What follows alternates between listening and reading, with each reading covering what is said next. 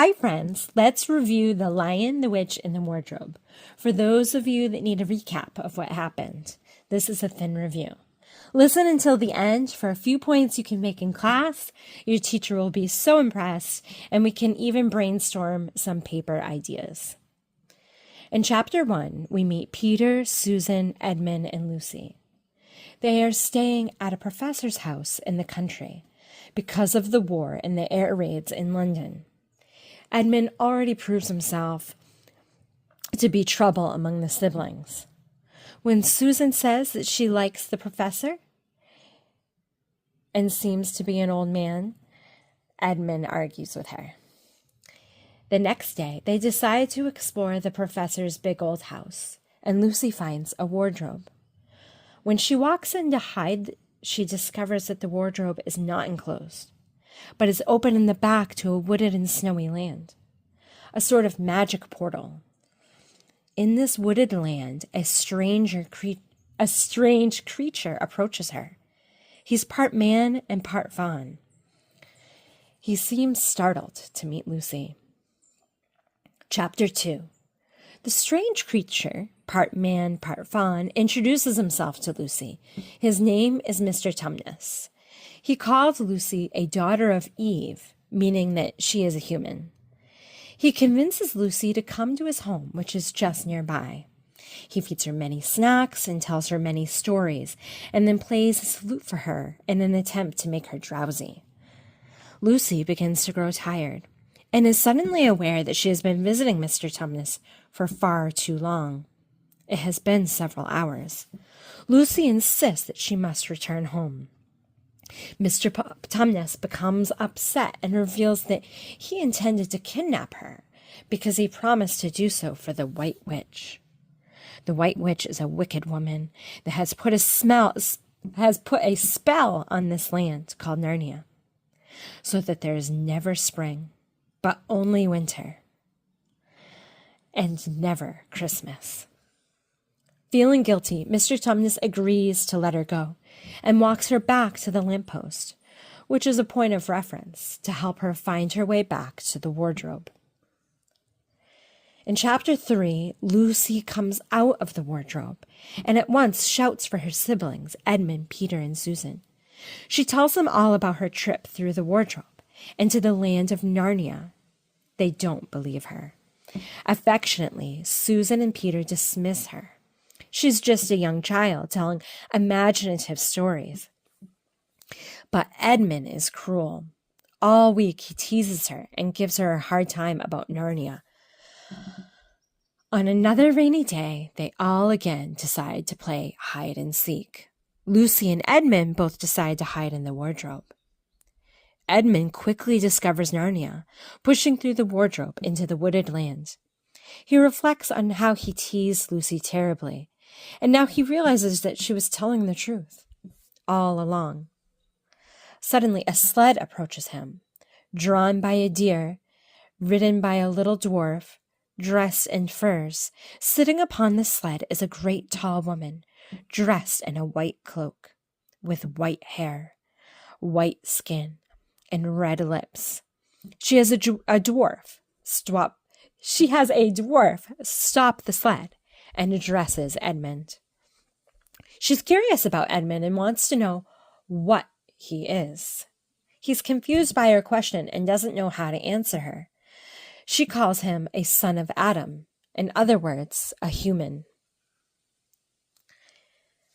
In Chapter 4, discovering Edmund, the son of Adam, the White Witch is very interested in him and invites him on her sled. She offers him enchanted Turkish delight so that he will have an insatiable desire for more. He tells her about his two sisters and his brother, and now she is even more interested and wants to know all about the 4 siblings. He reveals to her that Lucy has been to Narnia before, and that she has visited with the fawn Mr. Tumnus. This is significant because we know that Mr. Tumnus was given orders to turn over any humans to the White Witch. He has disobeyed. At the promise of more Turkish delight, the White Witch makes Edmund promise to return to Narnia with his sisters and brother. She promises that one day he will be made prince and later king of Narnia, and he can rule with her over Narnia. Although he begs to see her castle, she insists that he return to his siblings and invite them back. When she rides away on her sled, he finally finds Lucy. Lucy is so excited to see that Edmund knows that Narnia is real. Despite all his teasing, he now knows that she was telling the truth all along, and they head back to the wardrobe to tell their siblings all about it. Chapter 5. Lucy and Edmund return to the wardrobe and to their house. Lucy is excited to tell her siblings about their adventure, especially now that Edmund was in on it too. She told Edmund to tell them all about it. Did he tell them all about the magic wardrobe and that he had finally seen Narnia for himself? No.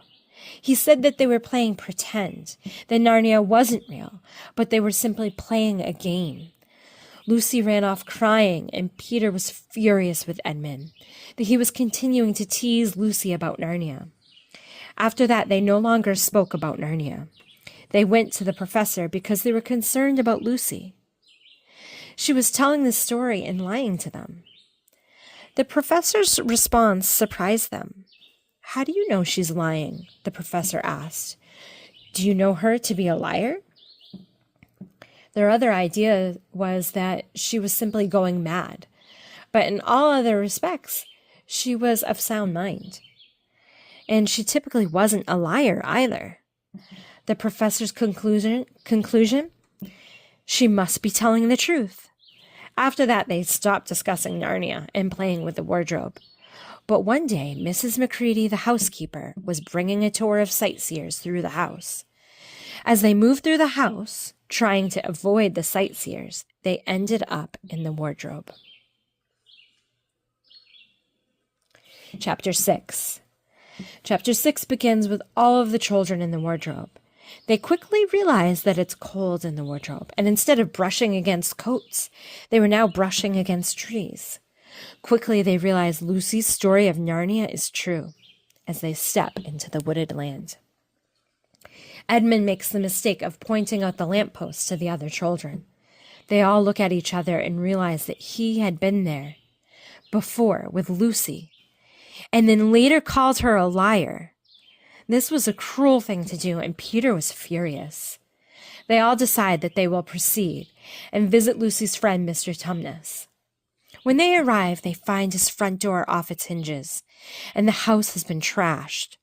There is a notice that says, "Mr. Tumnus has been arrested for treason against the White Queen," that he has been harboring her enemies, meaning Lucy, because she has visited him, and Mr. Tumnus, despite the Queen's orders, did not bring Lucy to the White Witch.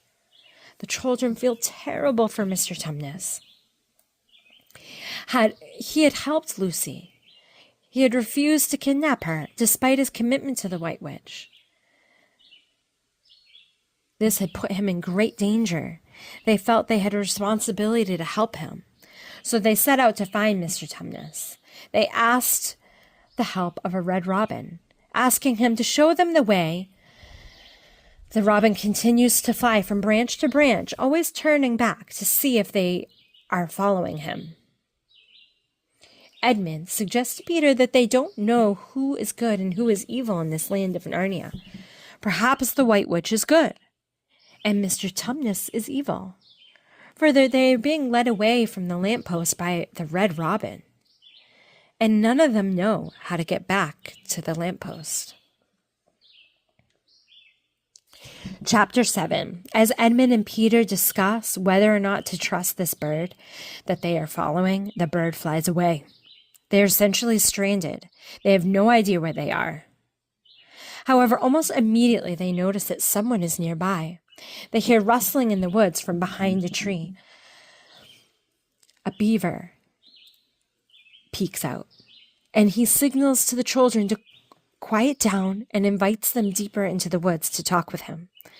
There he confirms that Mr. Tumnus has been arrested. He produces the handkerchief that Lucy had previously given Mr. Tumnus as confirmation that he can be trusted. He tells them that he must take them to meet Aslan. Although they don't know who Aslan is, they suddenly feel good just at hearing his name.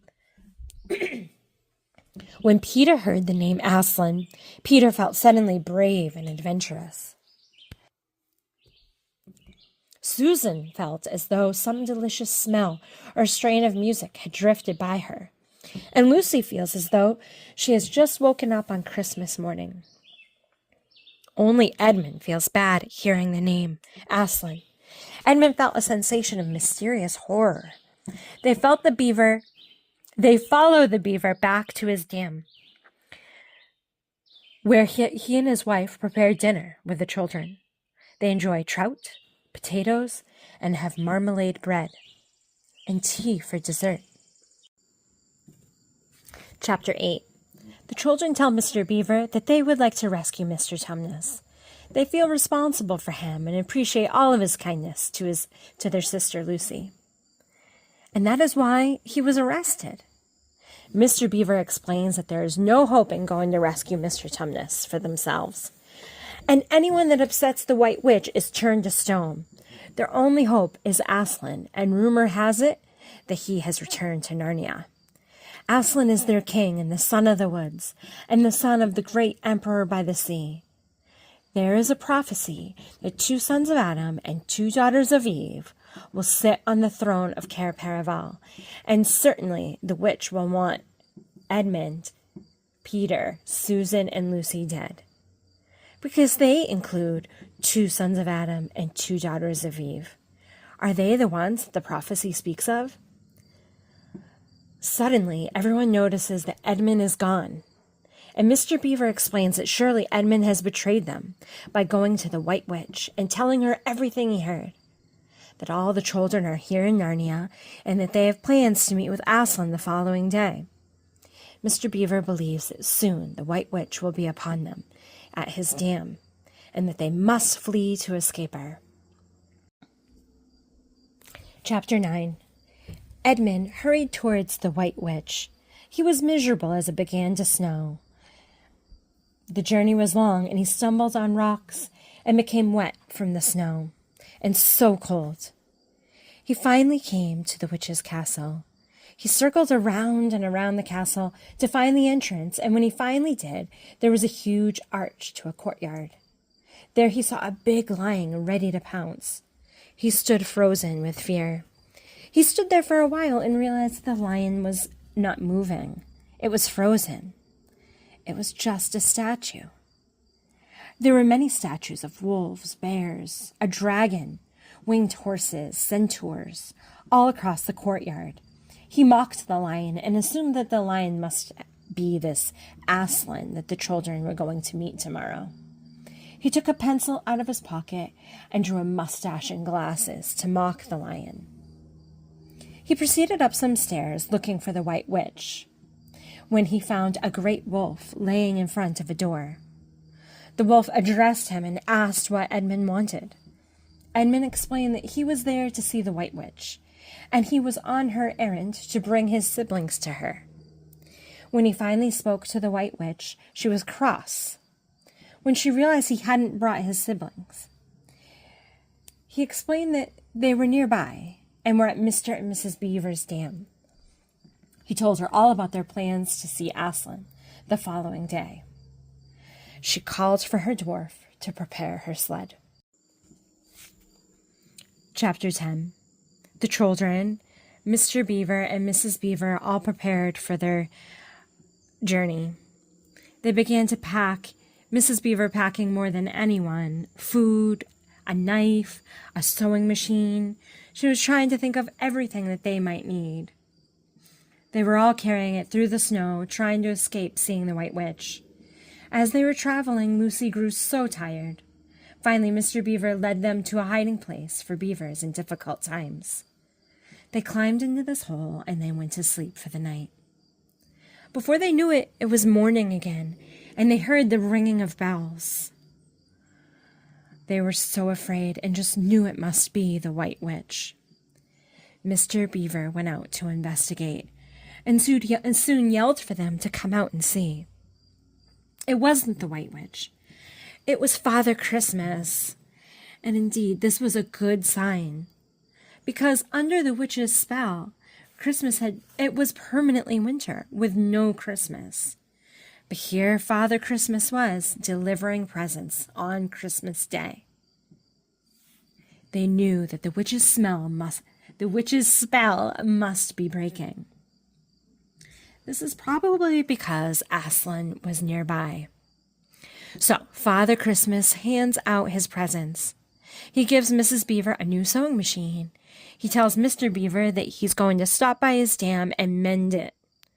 He gives Peter a shield and a sword.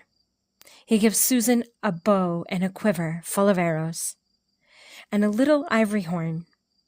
He tells Susan that she can only use the bow when in great need, and to blow the horn whenever she needs help.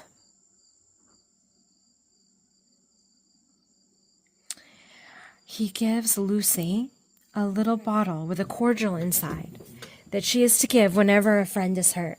Only a few drops will be enough to help them. He also gives her a small dagger, and she's only to use it to defend herself. Before they know it, Father Christmas is gone. They enjoy some bread and tea that he gave them, and now Mr. Beaver says that it's time to move on. They must get moving. Chapter 11. Meanwhile, things are going terribly for Edmund. The White Witch has her dwarf prepare the sled. They set off to intervene at the stone table, where the children are to meet Aslan. Edmund asks for some Turkish delight. Talking to herself quietly, that the witch realizes that the boy should be fed, and she has the dwarf give him a piece of hard bread, which he can barely even eat. After some time traveling, the sled begins to struggle as the snow turns to slush. What is happening to the White Witch's spell on Narnia? Is winter turning to spring? Finally, they can't proceed on the sled at all. Edmund hears the sound of water in streams, and the snow seems to be melting. Finally, they have to take off on foot. The dwarf ties Edmund's hands behind his back and is cruelly pushing him along. Chapter 12. The dwarf finally says what everyone has been thinking clearly. Clearly, Aslan has returned and is the reason for the snow melting and for spring returning. The witch threatens to kill either the boy or the dwarf should they mention the name Aslan again. Chapter 13. Meanwhile, Susan, Peter, and Lucy continue to proceed towards Aslan with Mr. and Mrs. Beaver. They marveled at the arrival of spring, the flowers, the birds singing, the water rushing. Finally, they made it to Aslan. It was near dark, and the sun was getting low. Aslan stood in the center of a crowd. There was a tree woman and well woman, centaurs, a unicorn, a bull with the head of a man, a pelican, an eagle, and a great dog, 2 leopards, and there was Aslan. When they tried to look at Aslan's face, they just caught a glimpse of the golden mane and of the great, solemn, overwhelming eyes. And then they found they couldn't look at him and went all trembly. Aslan welcomed them and brought Peter to the top of the hill. He pointed out Cair Paravel and told him that is where Peter would sit as king over all the rest. This is when they heard Susan's horn, and they knew she was in trouble. They ran toward the sound and found Lucy running towards them. Susan was being chased up a tree by a wolf. The wolf was snapping, trying to get her. This was the White Witch's great wolf, her security. The wolf had been ordered to kill any humans they saw. The other animals scrambled to help her, but Aslan ordered them to stand down. This was Peter's job to do. He raced towards his sister and the wolf and stabbed the wolf in the chest with his new sword that Father Christmas had given him. After, Aslan told Peter to hand over his sword and to kneel. Aslan struck Peter with the flat side of his blade and told him, "Rise up, Sir Peter Wolfsbane." Aslan then sent a team to follow the wolves so that they might find Edmund. Chapter 14. Edmund is rescued by Aslan's team. The White Witch escaped capture, and so they proceeded back to the stone table to bring Edmund to safety. Soon after, Aslan gave the siblings an order to not talk about the past. Susan, Peter, and Lucy were just happy to have Edmund back, safely, and they all moved on from Edmund's betrayal. Soon after, the White Witch approached and asked to speak with Aslan. She reminded Aslan of the deep magic. The deep magic was written on the stone table and even on the emperor's scepter, that any traitor should be lawfully turned over to her for their treachery, and that she had a right to kill them. This was written in their law and is called the deep magic. She was saying she had a right to kill Edmund. She reminds Aslan of this. If he doesn't turn over Edmund, the law says that all of Narnia will be overturned and will perish in fire and water. Does Aslan turn over Edmund? Of course not, but he asks to speak to the witch privately. All the animals and the children are wondering what is being discussed. So privately. When they are finished, the White Witch looks pleased and she turns to leave. Before she leaves, she turns back and asks Aslan, "How do I know that this promise will be kept?" Aslan roars a loud roar, as if to say his word will not be questioned. So she proceeds to leave.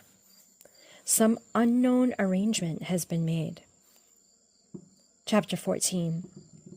After the witch left Aslan, the children and his supporters left the stone table and set up a camp nearby.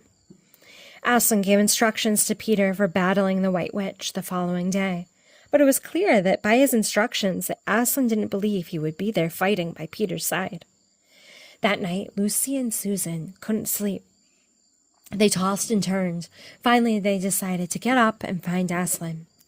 They found him leaving camp and heading for the stone table, and they began to follow him.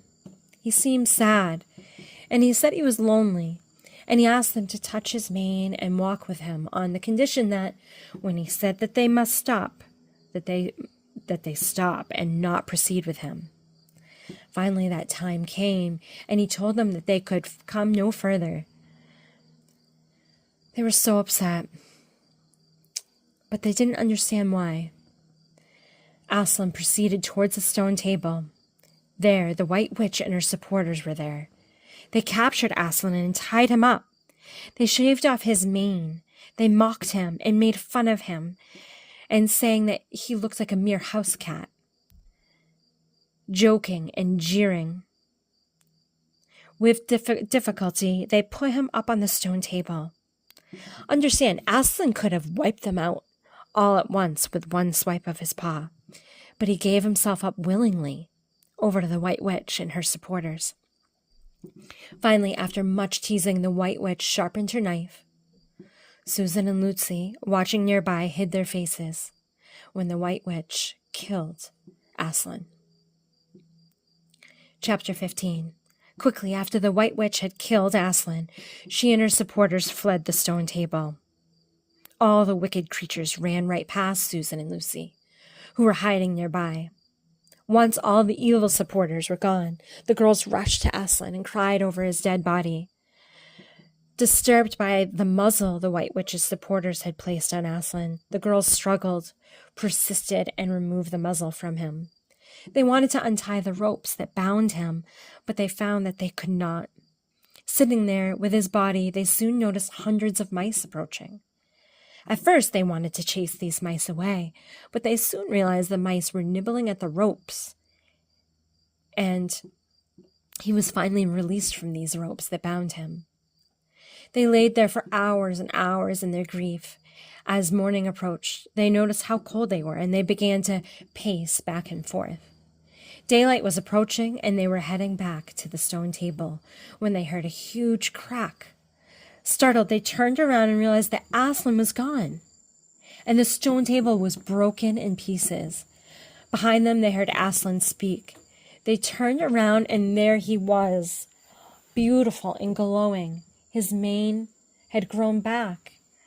They were so happy to see him and wondered if he was a ghost and wondered if he was still dead.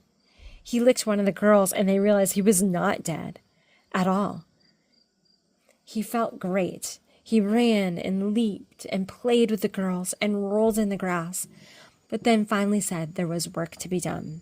The girls climbed up on his back, and he raced through Narnia, over hills and mountains, pastures and woods. He ran and ran as the girls held on tight. Finally, they were at Cair Paravel. With one great leap, he jumped over the castle wall into the courtyard, among the stone figures. Chapter 16. Once Aslan and the girls were over the castle wall and in the courtyard, the girls stood in amazement at all the stone statues. Suddenly they realized Aslan was doing something. He was breathing on each statue, and they were slowly coming to life. A lion, a fox, a dwarf, a unicorn. It went on until the courtyard was full of living creatures, now come to life, and no longer still.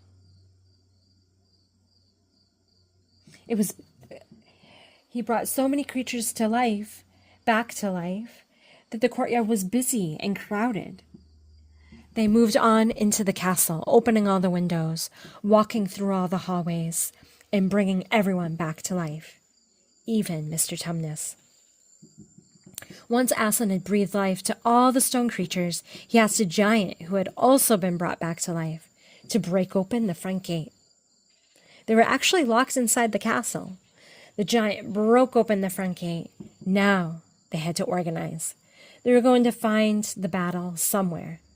The White Witch would be ready to fight small animals. The White Witch would be ready to fight. Small animals hopped on the backs of big animals, and animals with great noses headed towards the front, and they made their way through the forest.